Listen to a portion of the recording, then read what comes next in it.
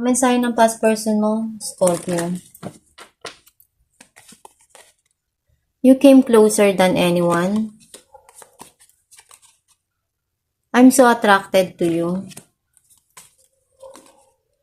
I wish things could be different. I left you before you could leave me. I left when I saw you with someone. I can't stop thinking about you. Ang mensahe para sa'yo. Appreciation dissolves all blocks to the presence of the super attractor power. Ang mensahe para sa'yo na kung ano yung minamanifest mo, yun yung darating sa'yo. Basta magdasal ka lang palagi, hilingin mo kung ano yung mga bagay na gusto mong ma-achieve or dumating sa buhay mo. At huwag makalimot na magdasal na